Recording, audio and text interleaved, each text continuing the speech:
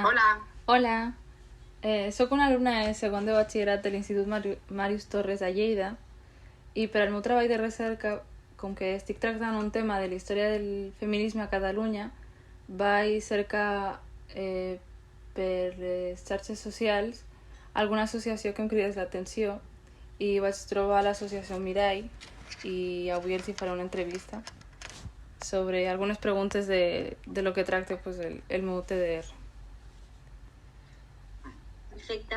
Doncs nosaltres som d'Associació Mirall, ella és la Laura, que és la presidenta. Bueno, si et vols presentar. Bueno, sí, soc la Laura, cofundadora de l'associació Mirall Feminisme d'Acció Social i tinc estudis a treball social i formada en perspectiva de gènere i mediació i resolució de conflictes i activista feminista.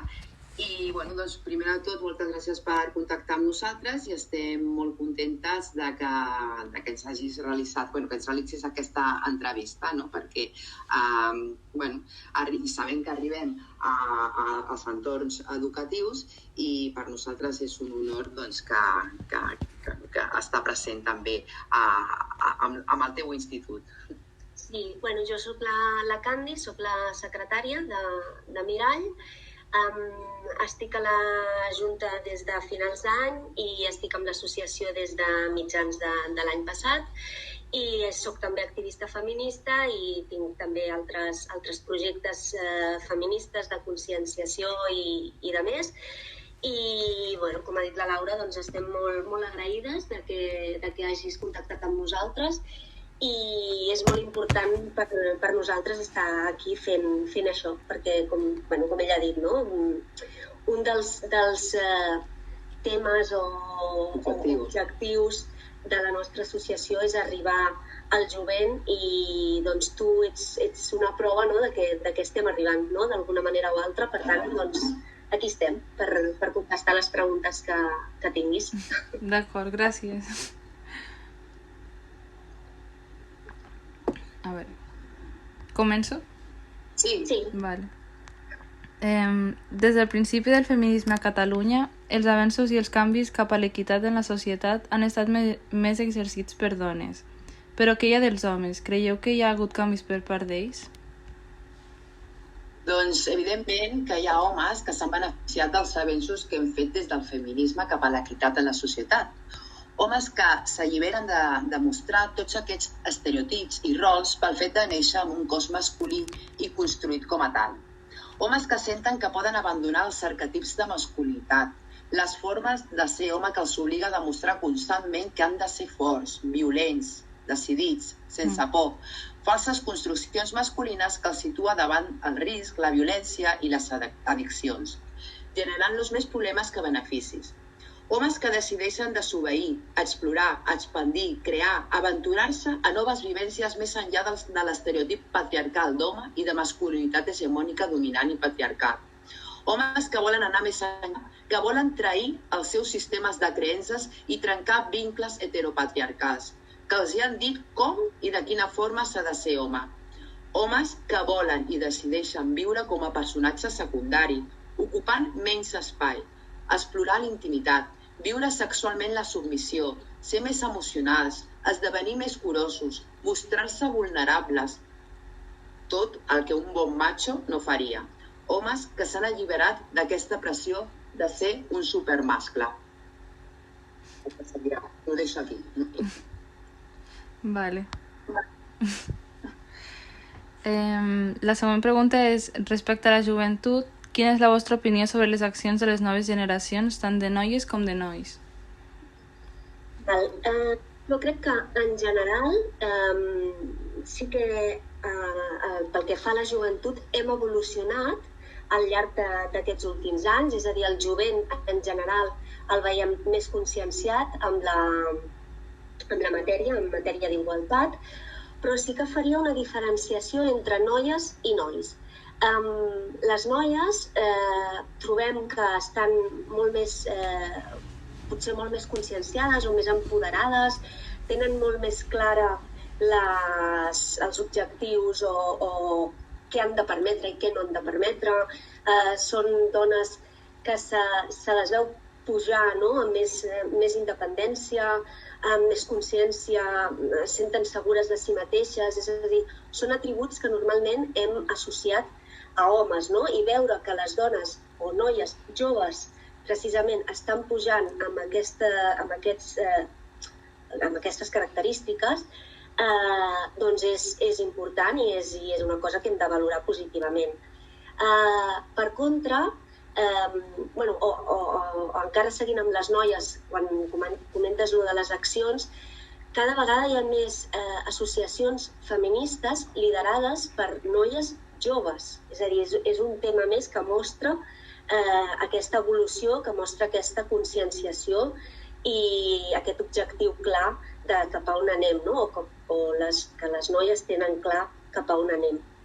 Per contra, els nois, jo crec que, per dir-ho d'alguna manera, la teoria sí que la tenen clara, sí que saben que sí, que hem de treballar això de la igualtat, que les dones no tenim els mateixos drets que els homes i tal, però se senten potser com en un buit perquè no saben com els hi afecta això o si ells perdran privilegis, quin és el benefici de que ells, o de que hi hagi una societat igualitària i equitativa. Potser amb els nois falta fer una mica més de treball, de comentar tot això i de parlar d'aquestes noves masculinitats i de com estarien integrats dins d'una societat feminista, igualitària i equitativa.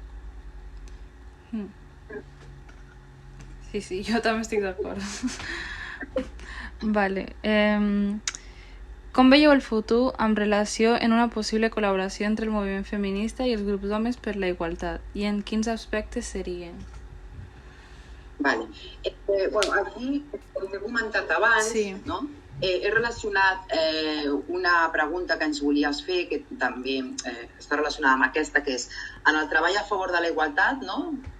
Volies comentar-nos, la vostra associació ha tingut experiències de col·laboració en grup d'homes? Sí. I si és així com les valorem, no? Prefereixo contestar aquesta primera, no? I enllaçar-ho amb aquesta, que serà més curteta, no? La resposta. Doncs sí, de fet, l'associació és mixta. Quan van construir els nostres estatuts, les membres cofundadores tenien molt clar el fet de que no podem treballar per una societat més justa i igualitària sense l'altra meitat de la població, que són els homes. De fet, a la junta anterior el secretari era un home i ara és col·laborador de l'entitat. De la mateixa manera, moltes de les integrants i col·laboradores que formem Mirall tenim amics, parelles, pares feministes que participen també a Mirall com a aliats de l'associació. I posaré ara un exemple, el meu pare. El meu pare, home que al setembre va fer 66 anys, pare de 3 nenes, jo sóc la més gran, és un gran aliat feminista. El meu pare, home, ha sigut el primer home feminista de la meva vida i probablement no té ni idea de quantes onades del feminisme han existit, però des que sóc conscient, ell sempre ha cregut en la igualtat política, social i econòmica dels sexes. Ho sé perquè em va educar d'aquesta manera. Un home que ens va donar les eines per convertir-nos, a totes tres, en dones independents i que poguéssim escollir el que volíem fer, ja sigui en termes de joguines, esports o professions que podien semblar tradicionalment masculines. En casa, els rols dels meus pares mai han sigut els clàssics estereotips de gènere. Per exemple, s'assornaven per portar-nos al metge, a l'escola, en referent a les tasques reproductives. El meu pare, un home al qui he escoltat sempre paraules boniques per a la meva mare davant nostra, convertint-se en el millor exemple de com devia ser una relació sana. Un home que respectava cadascuna de les meves decisions i que encara que observés que m'estava ficant en un liu, respectava la meva llibertat i el meu criteri. Un home que no posava en dubte les meves capacitats. Un home que reconeix que les coses encara no han canviat prou i veu el món a través dels meus ulls i es posa en el meu lloc i repara en tot el que encara queda per fer. Llavors, relacionada amb aquesta pregunta, la següent, la que ens has fet, de com veiem el futur en relació amb una possible col·laboració entre el moviment feminista i el grup d'homes per la igualtat, i en quins aspectes seria, doncs seria molt positiva, no? Com hem comentat abans, encara que la revolució feminista ha de ser liderada per les dones i els homes han de ser els nostres aliats. Vale.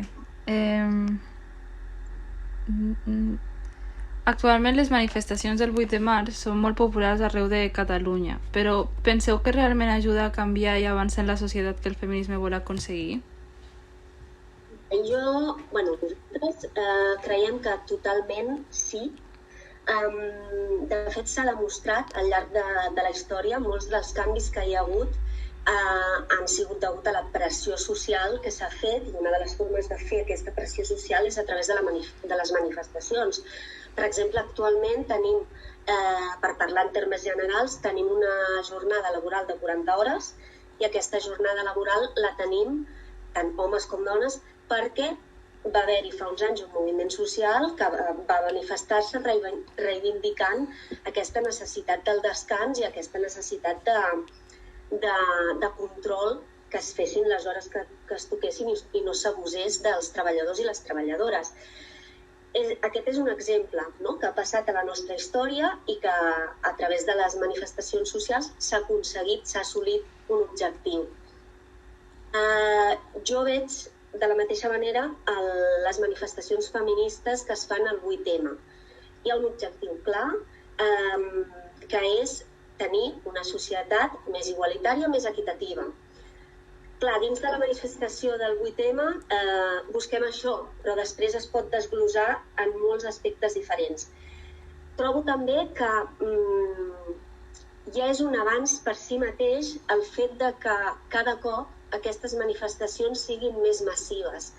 Per què trobo que és un avanç? Perquè fins fa no tants anys, degut a l'opressió que rebíem les dones, no ens sentíem amb el dret de manifestar-nos públicament i reivindicar el que era nostre. Per tant, el fet de que estiguem sortint, de que estiguem cridant i reivindicant que som persones igual que els homes i que, per tant, hem de tenir els mateixos drets, ja és un avanç per si mateix.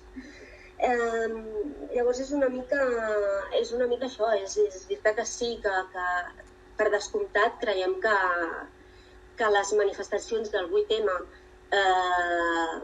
van en la línia d'aconseguir aquesta societat igualitària i és la manera de fer aquesta pressió, perquè al final el feminisme és un moviment polític i social. Hem de fer la pressió social perquè des del món polític se'ns escolti i es modifiquin les lleis que s'han de modificar perquè se'ns consideri iguals.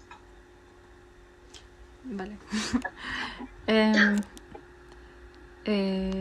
Molta gent pensa que el feminisme és només una moda del segle XXI. Opineu que no ser feminista avui en dia està mal vist?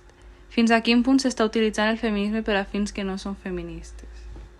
Primer de tot, que un punt de vida o mort per a moltes dones es tracti com una cosa de moda no deixa de ser frívol.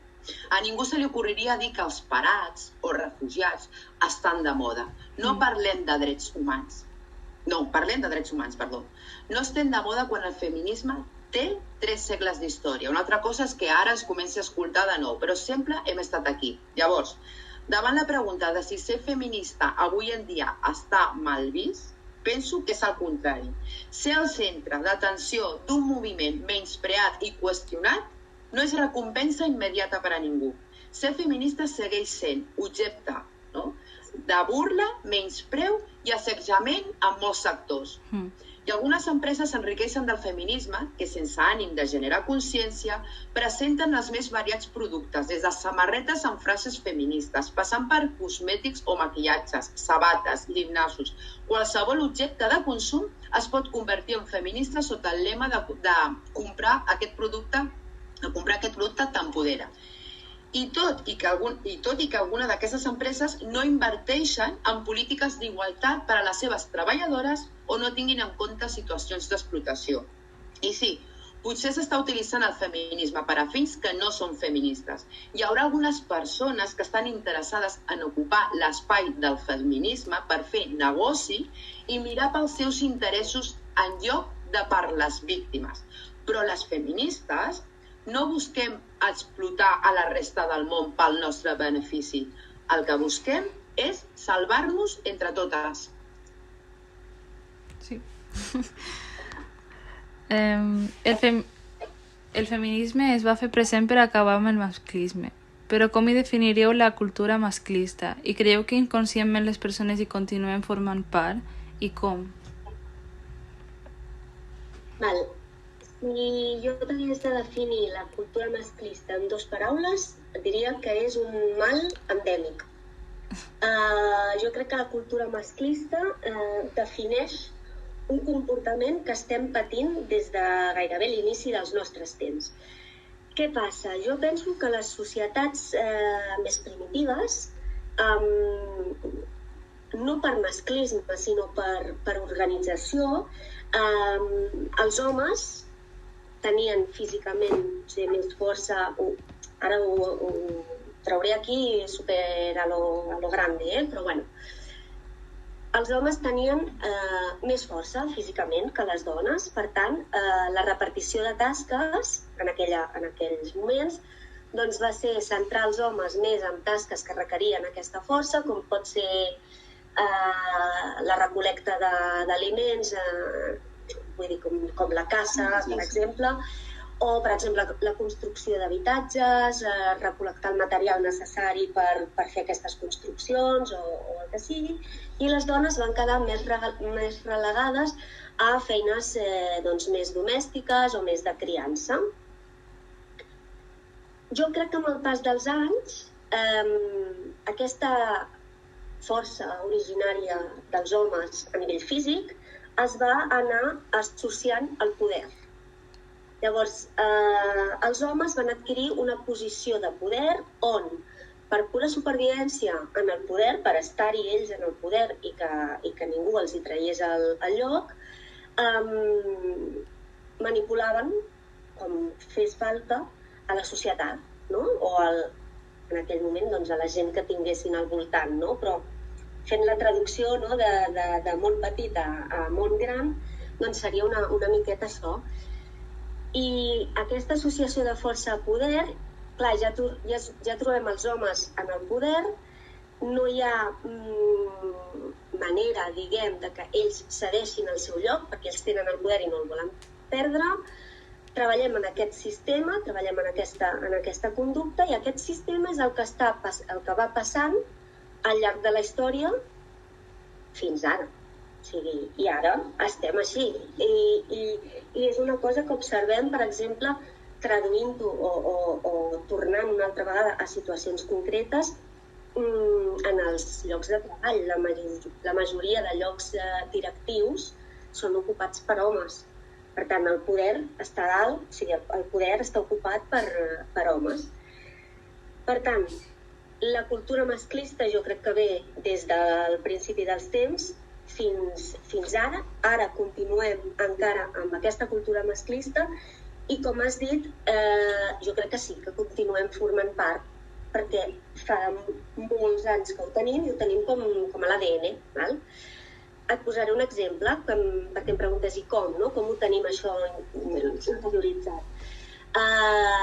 Mira, un exemple, i per no posar ningú, em posaré a mi mateixa, sortia de casa amb el meu noi, es diu Carlos, i sortíem un dia i la casa nostra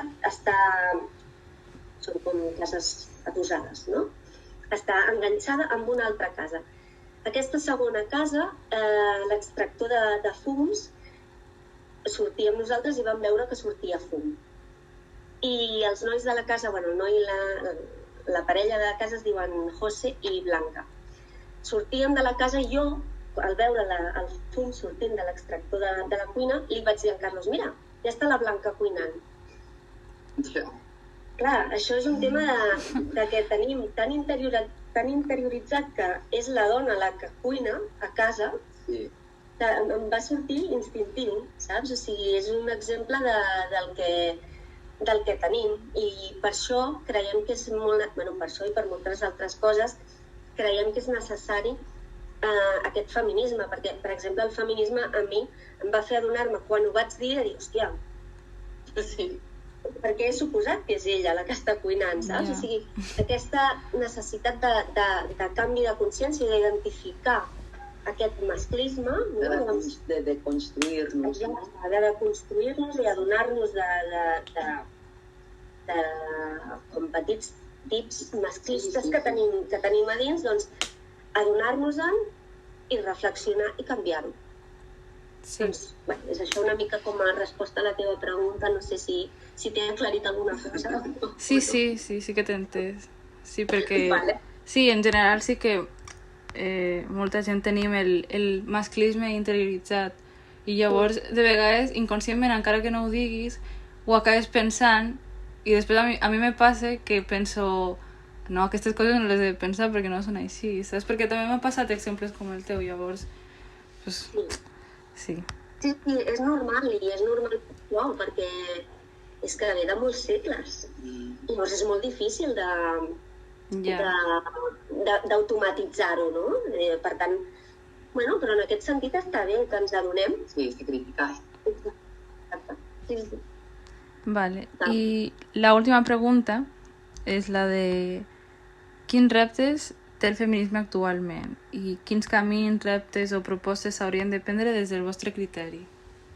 Bé, parlo per les companyes de l'associació Mirall, que pensem que el camí, el repte o proposta que hauria de prendre el feminisme, segons el nostre criteri per a l'eliminació de la violència masclista contra les dones i erradicar les desigualtats i en el que totes les persones, sobretot institucions, no, haurien d'implicar-nos, és en la importància d'educar en igualtat a nens i nenes, en pro de la justícia, la igualtat d'oportunitats i la prevenció de la violència masclista. Malgrat que la nostra societat presumeix que la igualtat de gènere ja és un fet consumat, tothom sap que no és cert i que per arribar a una igualtat real encara hi ha molta feina a fer. El masclisme i la violència de gènere encara està a l'ordre del dia i és responsabilitat de tota la comunitat educativa, començant per a la família, plantejar-nos quin model de ser dona i home estem mostrant als nostres fills o alumnes. Un exemple és el que he compartit abans amb l'exemple del meu pare.